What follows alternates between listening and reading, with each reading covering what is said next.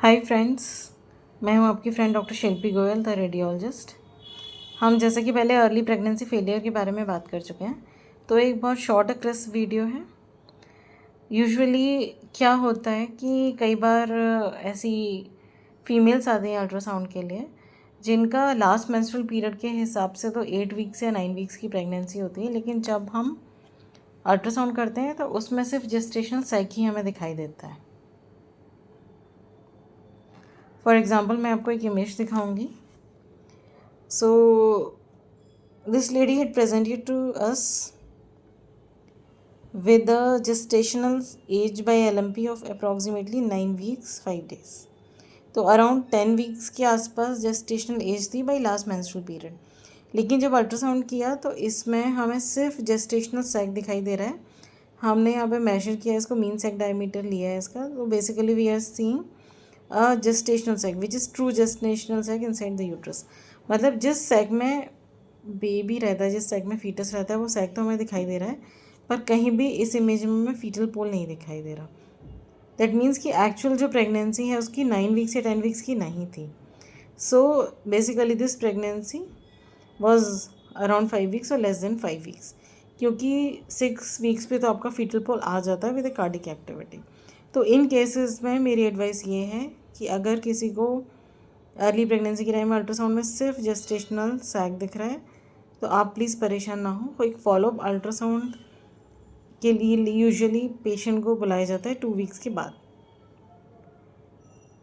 Follow up ultrasound में अगर pregnancy कम time की है तो फॉलोअप जब हम करते हैं 2 हफ्ते के बाद, तो उसमें जनरली फीटल पोल भी दिख जाता है और कार्डिक एक्टिविटी भी दिख जाती है और वो वाइबल प्रेगनेंसी होती है। तो अगर किसी को प्रेगनेंसी फर्स्ट अल्ट्रासाउंड के लिए जाते हैं सिर्फ जेस्टेशनल सैक ही दिख रहा है, तो उस केस में हो सकता है रॉन्ग डेट्स हों या पीरियड्स इरेगुलर रहते हैं, ऐसा कुछ इशू हो सकता है। इसके लिए प्लीज़ परेशान ना हो और नेक्स्ट फॉलोअप अल्ट्रासाउंड आप कराएं 2 हफ्ते के बाद। अगर 2 हफ्ते के बाद भी प्रेगनेंसी प्रोग्रेस नहीं करती है तो ये अर्ली प्रेगनेंसी फेलियर में जा सकता है।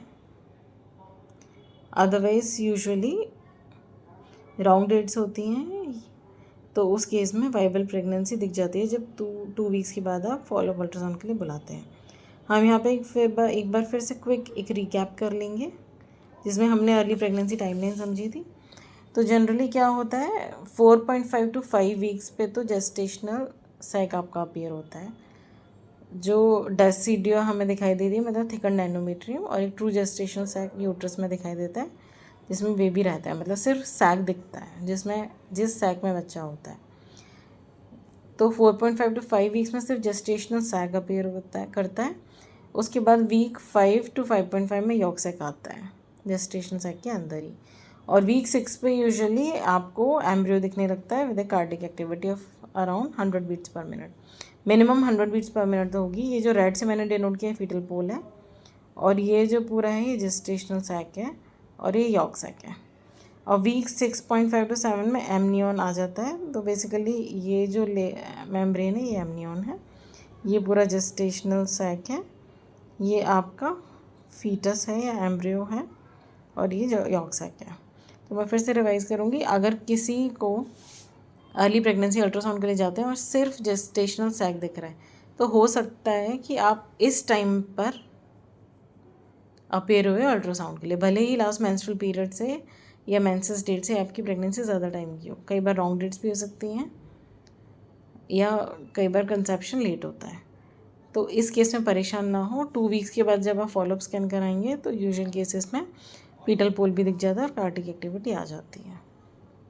ये एक शॉर्ट वीडियो था, एक सिंपल एडवाइस और एक क्रिस्प सिंपल शॉर्ट इन्फॉर्मेशन देने के लिए। प्लीज़ अपना सहयोग बनाए रखें और मेरी वीडियोस पे लाइक और कमेंट ज़रूर करें। Thank you friends.